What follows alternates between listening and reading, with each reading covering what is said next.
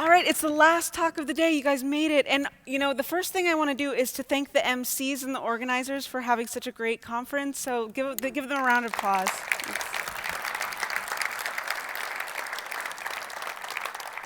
All right, now I'm going to ask something of you. Everyone in this room, I would appreciate it if you'd take your phones out and hold them in your hands. You can do it. Okay. Everybody, pretty much? Okay, now pass your phone to the person on your right.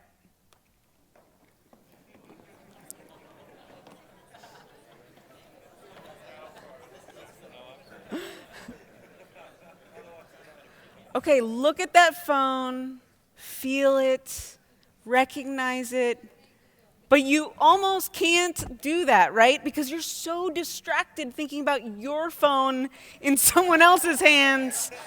Oh, it's awful. It's just awful.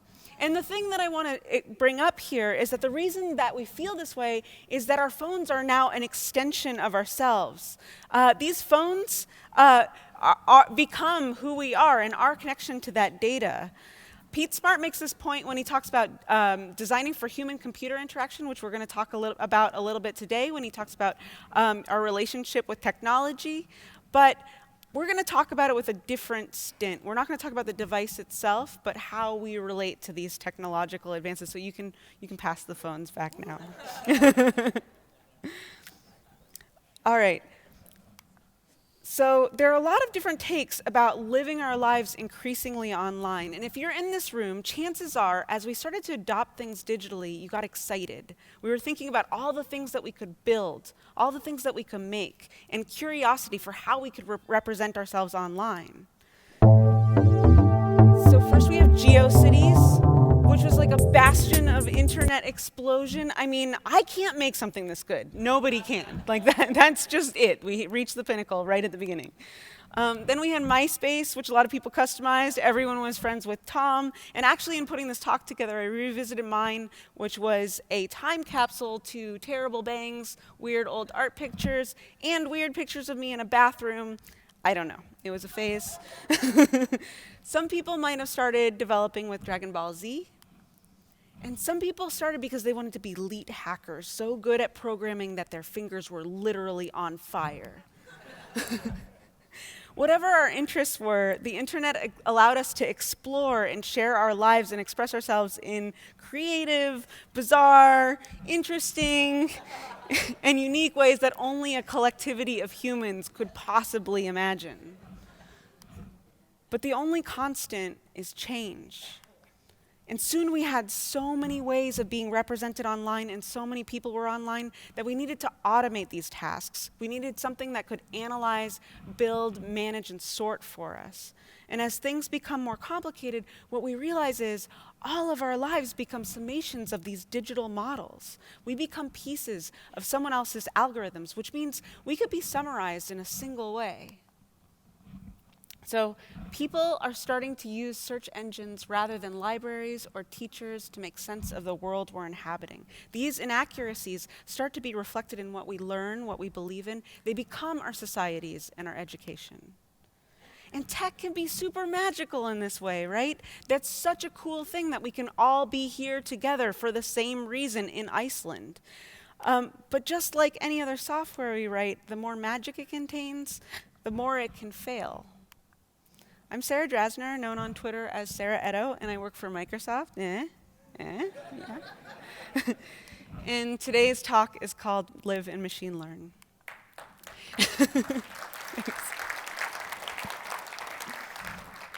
So in this talk, we're going to explore the paradigm shift that machine learning brings, and we're going to do that through talking about how machine learning works at a really high level. We don't have a ton of time to go into it. But we're also going to talk about challenges to democracy through machine learning. We're also going to talk about machine learning for good. Machine learning does a lot of really cool things, and we're going to talk about those too. And then we're also going to talk about some of the practical tech that we all know, so not necessarily machine learning, but how we can make a difference with some of the things that we know today. So let's talk on a very high level about what machine learning is, and we'll kick it off with a quote by the fella who coined the term. Machine learning gives computers the ability to learn without being explicitly programmed. Okay, so we're programmers. We're familiar with if-then statements. So what if these conditions for the if-then statements become complex? I mean really complex. If you're building a program to understand that this is a pug and this is a kitten, you don't necessarily want to program an if statement for every single pixel here, or the possibility for every pixel for every single pug photo. I mean, that's not how our brains work, right? So how do you program it? Well, you want to teach it a certain pugliness. You want your teacher to learn, you want your model to learn the essence of the pug. So in truth, there are a few ways of doing this. Sometimes, like the example above, we can tag a set of data, and your model will use this supervised data set to distinguish between these classes. And this will help it learn better. This is called supervised machine learning. But there are other times where we don't really know the answer. So if I asked a computer what those pugs would look like if they were bred together with stegosauruses, well, that's not really a thing. So there's nothing we can check against, and that's when we'll use an unsupervised process. But let's dive into supervised process because it's the easiest to explain in the time we have, and it's also pretty common. And in truth, even within supervised machine learning, there are thousands of algorithms that you could use. And among those, convolutional neural networks are probably the most popular, but genetic is the easiest to understand. So we're going to use that to kind of discuss things on a high level today. So let's explore a simple toy model. In order to make a pug-kitten sorter, what we do is build an algorithm that builds algorithms. It will build many of these, and they'll do their best to sort these and do their best sorting. And at first, they'll be bad at it. They won't just be bad at it, they'll be terrible. But we have another function that will check this, and they'll check it against that tag data, and for every kitten and pug scenario. So the ones that get it wrong are thrown away, and the ones that get it right circle back to the builder, and then the builder starts using those to create new builders. Now, this might seem hacky and imperfect, and that's because it is. If we did this once, twice, or 3 times, it would fail, but we do it thousands of times. And we don't do it for a small amount of conditions either. We build up all of the gradients that make up an eye, and then we match it up against all of the other eyes that we know of. And then we match that against the likelihood of snouts. And in fact, our own classification system, genus, kingdom, phylum, is a really human comprehensible version composed of this kind of set of rules. So the part I want you to remember is this moving forward. The point where we check, you can see how that's a very important part of this. We have to check if we want to get the data right, and we must do so and keep on checking. And another really important part here is, if I only gave these pug pictures that it was fed on, I mean, that would be correct, right? These are all pugs. But what might happen is it might fail when it's trying to find our one true pug. So the type of data that we train on is really vital to whether or not we have an accurate model. Okay, so let's explore some ways that machine learning has failed, but I'm going to call this section "The Road to Hell is Paved with Good Intentions," because none of what I'm showing you here today is made with the idea of corrupting society. Quite the opposite. All of these are really well-intentioned examples, but their failure is really good for us to explore so that we don't fail in the future. So let's say you need to patrol a city, but you don't have enough patrol units to completely cover the city. So it might make sense to figure out where all the crime is happening and just have some patrol units that focus on the areas of most activity. But the problem is, not all crime is equal. To get enough data, you have to include nuisance crimes in which no one's hurt, like homelessness or panhandling, with the violent crimes like rape and murder. But rape and murder don't tend to be clustered in this way. It takes a lot more data to build an area, which is why the nuisance data is included. So another issue is that those nuisance data areas, those tend to be the poorer areas. So what ends up happening is you get more patrol areas in the poorer areas, and then we have more data on those patrol areas, and we get into this weird feedback loop where we're just patrolling those, and then the rapes and murders that happen in the affluent areas start to not be reported. And this is what the software predpol does that we use in the United States, and it's an example of sample bias in machine learning.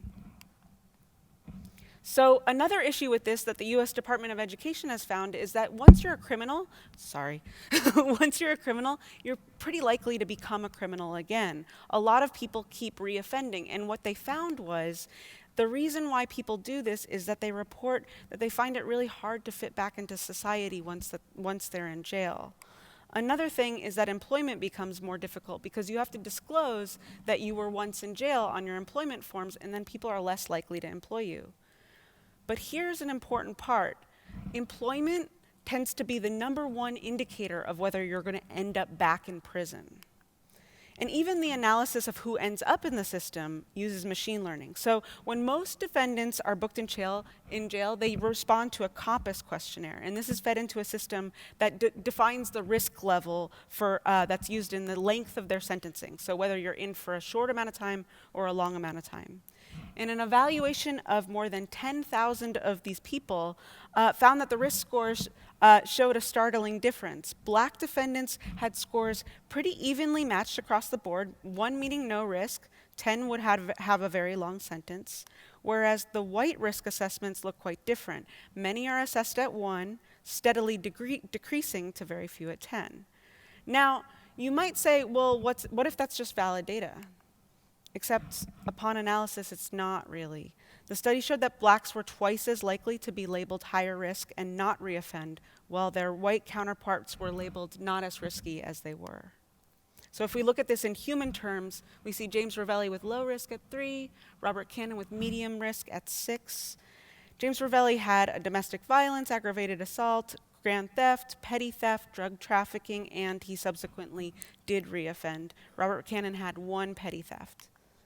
There are more too. Gregory Lugo, low risk at 1. Mallory Williams, medium risk at 6. Gregory Lugo had 3 DUIs, 1 battery, and subsequently reoffended. Mallory Williams had 2 misdemeanors and never reoffended again. And these are just a couple of them. There's a lot. These kind of algorithms don't just affect black people either. Zilli is a construction worker who stole a piece of equipment and sold it for parts because he was low on cash. Since then, he's been going to church, he's been volunteering, but he says that his risk score doesn't reflect any of the ways that he's bettering himself as a person, therefore not really a good indicator of whether or not he's going to reoffend again. So what makes COMPAS fail as a machine learning algorithm? One thing is that it has no transparency. You basically make the algorithm and then they are sending it out. So basically, the people who are using it don't know how it works. Another thing is because of that relationship, it doesn't adapt over time. Remember, we talked about how important that step of adapting is. And related to these things, people use it without any questions. Another question that might be asked at this time is whether this is a good place for machine learning algorithms. Machine learning algorithms are super powerful and really wonderful, but sometimes this should be in the hands of a judge. And here's the main thing about machine learning algorithms. We try to be predictive of the future, but machine learning algorithms can really only evaluate the past. So Brennan, one of the co-creators of this technology, didn't actually build the technology with the idea of the use for sentencing. But that's the strange thing about some of this tech. Once you put it out in the world, adoption can be beyond us. Anyone who maintains an open source project will say that sometimes you put something out in the world, and the way people use it is totally different than the way that you intended or the way that you had foreseen. This is why it's critical for these types of technologies to be transparent in order to not be abused. They can't be magical. People will say algorithms can't be biased, but algorithms are written by people. So this doesn't always happen to only happen to criminals, it happens to us too. Machine learning is now incorporated into a lot of the tools that we use every day, and a lot of our internet experience is built off of machine learning algorithms. So Axiom, a data brokerage, had an average of 1,500 data points for 500 million consumers, including the entire adult population of the United States. That was in 2012. And that's just one company. So using a Chrome extension called What Facebook Thinks You Like, I could find some of the ways that the systems had tagged me. So some of these are pretty obvious. If you follow me on Twitter, you probably know some of these things, like software developer, I'm into cloud computing, I like dogs, I like wine, to strange and like kind of false. So mermaid, I don't know, trench coats, I've never read a James Patterson book, I don't knit, and it even got my political proclivities wrong. So the issue with this is Facebook uses these types of tags to drive directed ads. And you can see that you can use these ads to target on different demographics, including race. And a couple years ago, people could show you different houses that you could buy depending on these demographics, depending on race. This is illegal under the Fair Housing Act of 1968. But here's the thing. Once that was pointed out to Facebook, they fixed it. And this is a major theme here. It's not to make software that never fails. That's impossible. Every machine learning algorithm can have a failure. But once it does fail, you have to course correct and change things. And another problem with this that you might have already thought about is that you don't tell Facebook your race. They're targeting based on ethnic affinity, which is used by the same algorithm that thinks I'm into mermaids. So I'm not coming down on Facebook in particular. This is a problem with all machine learning algorithms used by every company. So the issue with this, and what you might have guessed, is that everything that you're seeing is filtered. And that filtration system can be fallible at best and illegal at worst. It might not mean houses. It can also mean that the things and the studies that you're seeing and the educational material that you're seeing is based on what you already believe, which, like that patrolling system that we saw earlier, becomes a self-reinforcing prophecy. And I've also personally seen this. At one point I worked for a company that was starting to use machine learning. They proposed an idea to surface content based on demographics. I had just happened to read up on that issue that weekend, mainly that it wasn't legal. And I brought it up to people and they said, oh yeah, you're right, this could probably introduce bias, so we didn't ship that feature. But here's an important part. I was just a regular engineer on that project. I wasn't a data scientist and I wasn't a PM. I wasn't the person shaping that project. I was just carrying things out. But without raising my hand, we might have shipped that feature to some really bad consequences. It's not that digitizing the world is inherently bad, but the more technology becomes embedded in all aspects of life, it matters whether the technology is biased, alienating, or harmful. And these tales are pretty dark, but machine learning offers us a lot of amazing benefits as well. As my brilliant coworker Paige Bailey says, it's like the risk that we take every time we get into cars or airplanes. They've completely transformed every aspect of life and made things possible that wouldn't be possible before. They're inherently dangerous, and they can be seriously misused. So think about it. I mean, I wouldn't be on this stage if it wasn't for airplanes, and some of you wouldn't be here, right? All in the same room. That's pretty amazing. But people have used airplanes as weapons, and so we have a certain respect for them. Okay, now that I've bummed everyone out, let's explore some of the wonderful applications for machine learning and what we can do with it. Okay, as I mentioned, I work for Microsoft, and in Azure we have a thing called cognitive services. There's a specific API called the Emotion API, and what it allows us to do is analyze things like pictures and videos and see what emotion it detects from what the computer sees. It can be used to make things like this, which I built in 3.js, which has no practical application except entertaining my 4-year-old stepdaughter.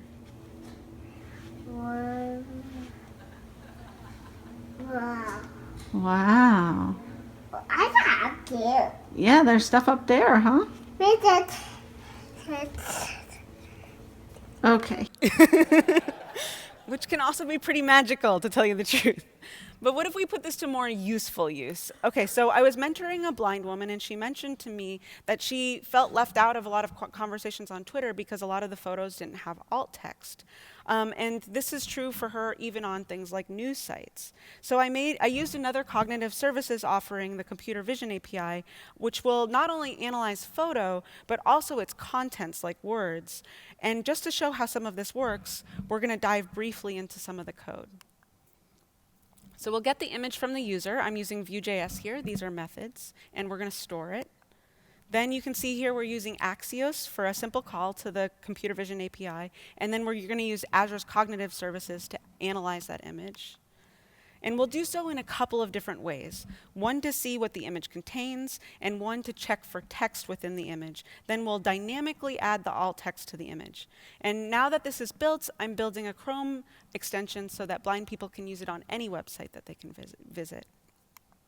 So this application of machine learning can help bring more people into the conversation and broaden our reach. It's not perfect, but it's headed in a really good direction, where all of a sudden people who are left out of the story can now be part of it. And that's the amazing thing, that by being inclusive, you're actually meeting business goals. It doesn't mean you're excluding the people in the center. It means that you're reaching a larger audience.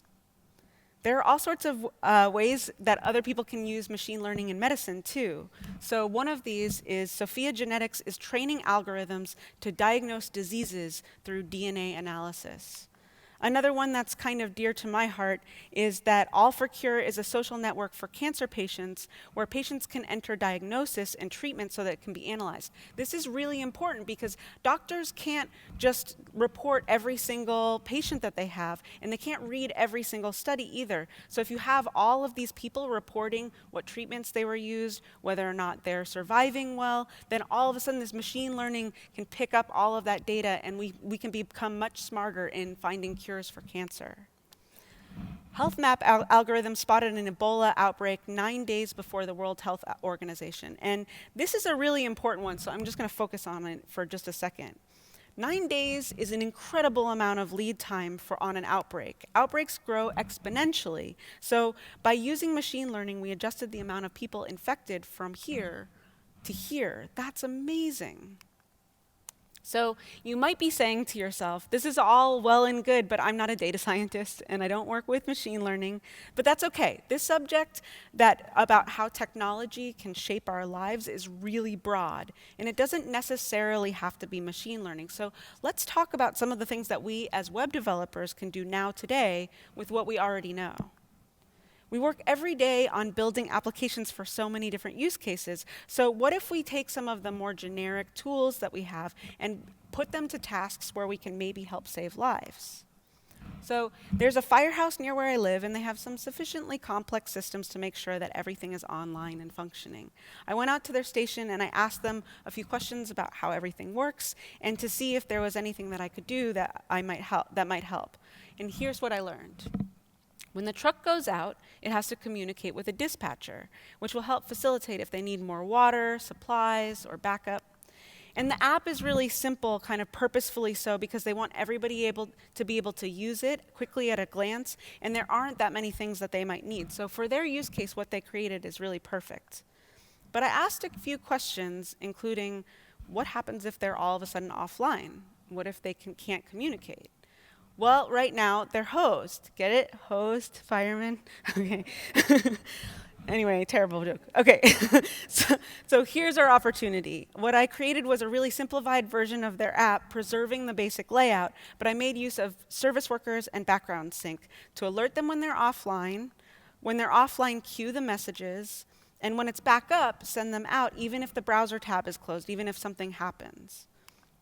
So here's what the application looks like. If we click on water, the sync is registered and it sends it out. But if we go off Wi-Fi, then it'll tell them that they're offline, and then I could even close out that browser tab, go back, and then we can turn the Wi-Fi back on. And then the sync is registered, and what we requested before is then sent out.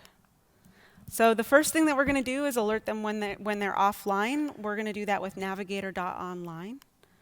And we're going to register the service worker when a request is made. The service worker isn't just a normal function. You can't just add it as a method in your app. It has to be in a different JavaScript file, and this detail is really important if you want to integrate it. So one thing about this is that you're kind of throwing it over the wall. It's almost like communicating with a server. So you're throwing things at it, and it's throwing things back. So we're going to pass in the type of event that was triggered so we can submit or queue what the user requested. Not shown here, we'll do some error handling.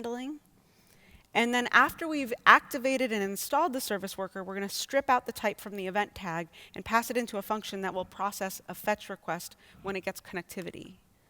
In that function, we'll fetch our URL, which is a placeholder server in this case, and we'll check if the response has happened. And once it has, we'll send a message back to the client with post message. So we'll send the response and the type of resource that was requested. And after that, we can alert the user when it's finally sent. But the most important part of the demo isn't the service workers. It's where we started. We started by asking questions. I went to the firehouse and I asked them questions. And there are a lot of times where I wasn't even sure if I could really help them. But by asking questions about what happened in any kind of use case and in any kind of scenario, I finally found something that they could use the help for.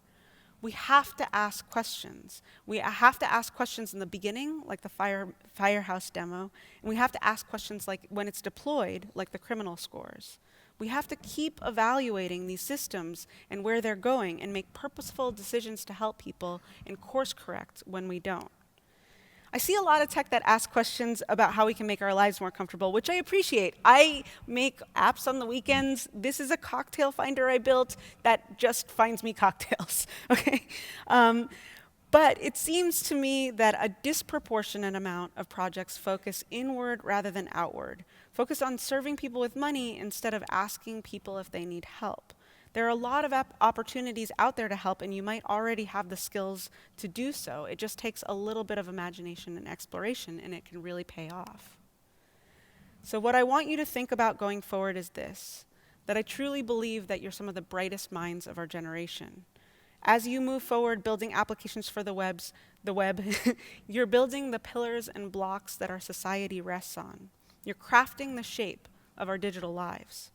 This could mean building new features, this could mean advocating for accessibility, and this could be as simple as raising your hand when you think something isn't right. It's not just your job to create these things and do as you're told, it's also your job to ask, are we building things correctly? Are we building the right things? And are we building them well for all of the digital lives that we touch? Thank you.